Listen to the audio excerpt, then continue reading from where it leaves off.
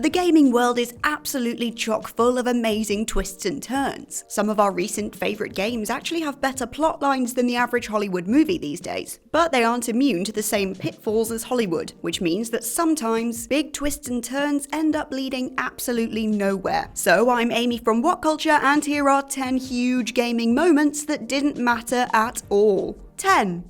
Try again. Sonic the Hedgehog. With modern games offering save files, on-screen hints, and extensive online guides, it's sometimes easy to forget just how difficult video games could be in the early days. Despite its simple premise of going fast and collecting rings, Sonic 1 was a game where you were always on the edge of a slip-up. Speeding through the levels, it's easy to lose all your life-saving rings to waiting badniks, or watch the timer run out on a bit of surprisingly tricky platforming. Add this to Dr. Robotnik's increasingly inventive boss battles, and a water level that can just get right in the bin. The game could often become a trial and error affair if you still weren't used to it. But the sense of reward was substantial as you reached closer to the finale. Oh, you did remember to pick up the Chaos Emeralds though, right? You better hope so, because after all that slog from Green Hill to Final Zones, if you missed the 6 emeralds hidden in tricky special zones, you'd be greeted with a post-credits panel of Robotnik juggling the emeralds you missed with the simple command, try again. Finishing such an iconic game is a fond memory for many gamers, but in what would go on to become a series trope,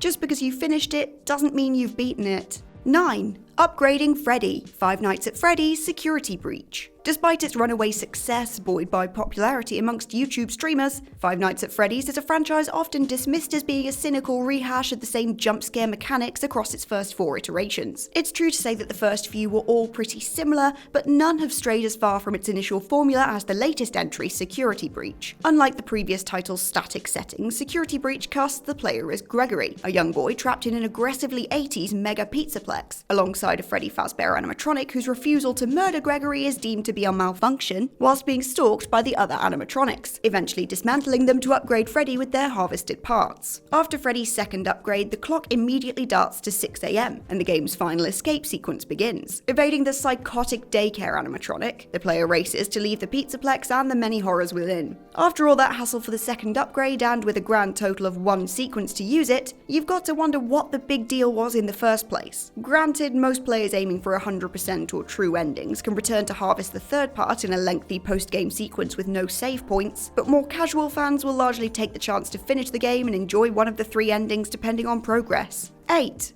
O'Brien removes the mask. Days Gone. Searching for clues regarding the suspected death of his wife in a refugee camp, the game's protagonist Deacon tracks a government helicopter and meets O'Brien, a hazmat-suited researcher who offers information in exchange for Deacon's help with some research on the game's zombies, Freakers. After a series of impressive but predictable plot points, Deacon is reunited with his wife and the two resume their lives together in this apocalyptic hellhole. Players who made the effort to 100% the game were treated to a secret final mission where O'Brien makes contact once again, warning that the Freakers are mutating and removing the hazmat mask to reveal that he is in fact an evolved Freaker. As Deacon recoils in shock, O'Brien remarks that the government is aware of the latest mutation and ominously declares they're coming. Sadly, the most interesting moment in the whole franchise would prove to be the last, as an April 2021 article revealed a planned sequel was rejected due to the game's poor critical reception. Whilst this is by no means the most well-regarded story to end on a cliffhanger, it's still a shame to see such an interesting twist on the zombie go to waste. 7. The Circular Saw.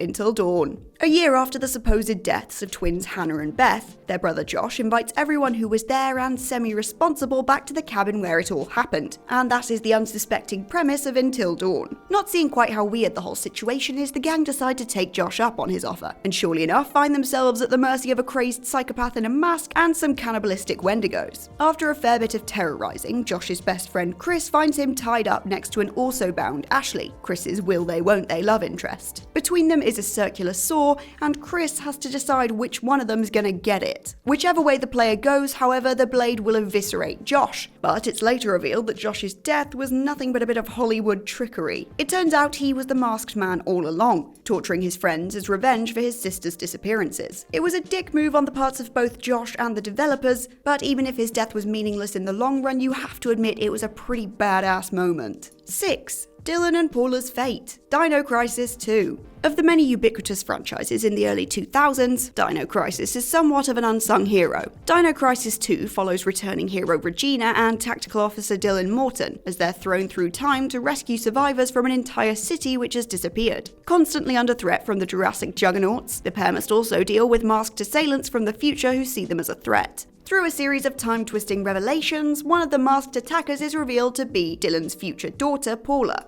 Following this revelation, a tremor causes Paula to be trapped under falling equipment, and Dylan stays behind to help her, instructing Regina to save them in another time. Whilst fans waited desperately to see the resolution of this cliffhanger, Capcom decided to enact their own extinction-level event, and the third installment takes place 500 years in the future, maintaining the premise but abandoning all previous characters. With no plans whatsoever for a Dino Crisis 4, as far as a satisfying conclusion would go, the prospect of resolution is all but extinct. 5. Defeating Sin, Final Fantasy X. In the franchise's PS2 debut, Final Fantasy X centered around Tidus, a blitzball player with a weird laugh, and Sin, a gargantuan flying whale monster who's also Tidus' dad. Tidus encounters Sin in the futuristic city of Zanarkand, and is purportedly hurled 1,000 years into the future where he meets the summoner Yuna. For 1,000 years, Sin has terrorized Spira, with only brief calms when it's temporarily dispelled by a summoner wielding the self-sacrificial final summoning. Over the course of the narrative, Tidus learns that he's sort of in a dream state, and that he and Sin are both products of the dreaming faith of Zanarkand, the city's summoners who turned themselves into stone in the wake of a war 1,000 years previous to create their ultimate weapon, Sin itself. Realizing that the only way to defeat Sin for good is to destroy this, the party defy all religious doctrine and fight the beast head-on. Whilst they're victorious, this eternal calm is bittersweet, as the dream comes to an end and Tidus, with whom Yuna has fallen in love, drifts away. Players who completed the decidedly mixed bag of a sequel were able to bring Tidus back if they completed enough of it, and in the follow-up audio drama, Tidus and Yuna are forced to end their relationship following the reappearance of, you guessed it, Sin. So yeah, when you thought you destroyed Sin and brought forth the eternal calm, I guess it wasn't quite as eternal as promised.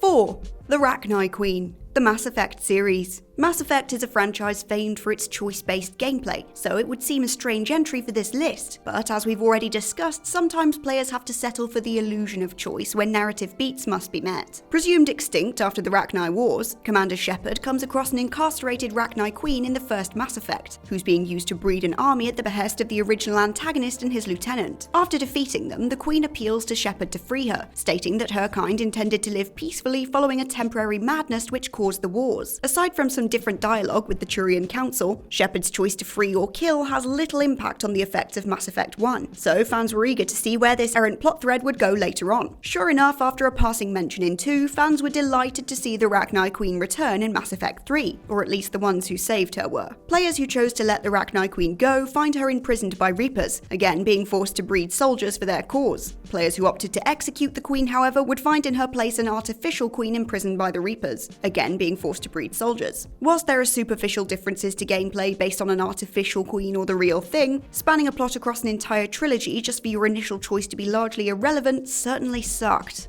3. The Deleter, Metroid Other M. Despite receiving a fair amount of praise for its gameplay during Metroid's successful run in the 3D realm, Metroid M did gain criticism for its narrative qualities. Taking the previously serious, determined icon of female protagonists and demoting her to an anxiety-ridden teenager, Samus found herself in a game so bloated by plot that some points just got abandoned altogether. Arriving at the derelict bottle ship after receiving a distress call, Samus teams up with a stranded platoon and begins investigating the strange facility and its dangerous alien inhabitants. As the team make their way through the treacherous ship, many are mysteriously killed, and Samus is attacked by a soldier piloting colossal mining equipment whose face is hidden behind an armoured mask. Nicknamed the Deleter, Samus theorizes that this man is actually a traitor within the platoon, taking down the members of the squad to hide the secrets of the ship. After discovering Bottle Ship is actually an illegal bioweapons facility run by the Galactic Federation, it becomes clear that the Deleter's mission is to cover up the Federation's involvement. That'll have to wait though, as Bottle Ship's AI has gone completely postal, and so Samus and the surviving Marines are forced into climactic conflict, ultimately emerging victorious. Oh, you were still wondering about the Deleter's identity? No, that's not important. We never go back to that.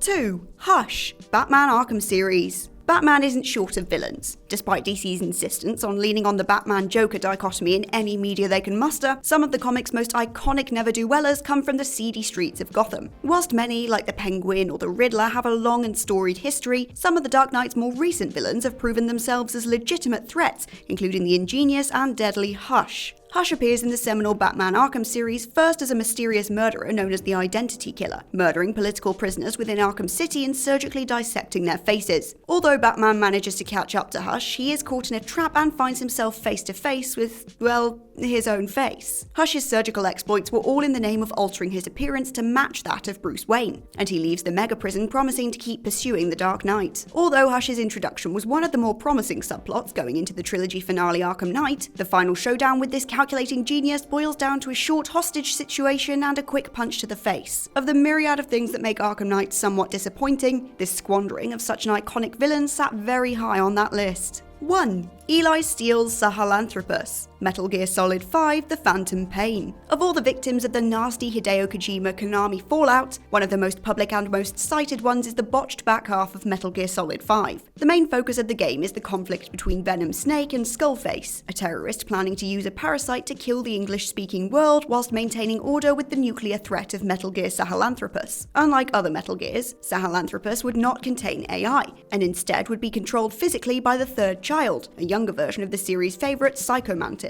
So far, so Kojima. Along for the ride is Eli, a leader of child soldiers, purported clone of Snake and Metal Gear Solid antagonist Liquid Snake in child form. With a fair amount of resentment and anger towards Snake and his military allies, Eli and the third child hijack Sahelanthropus from under Snake and pilot it away, never to be seen again. And when I say never, I absolutely mean it, as this is the one and only appearance of Sahelanthropus in the series, and the subplot or events between this and Metal Gear Solid is never explained or referenced again. Unfortunately, following creative differences behind the scenes, Kojima and Konami parted ways, and the resolution to this just never materialized. A sad turn of events for sure, but at least it means that I don't have to sit here and keep saying Sahelanthropus. And on that note, we've reached the end of this list of 10 huge gaming moments that didn't matter at all. If you can think of any more, then please put them down in the comments below. And remember to check out WhatCulture.com for more lists and articles like this every single day. As always, I've been Amy from WhatCulture, and I'll catch you next time.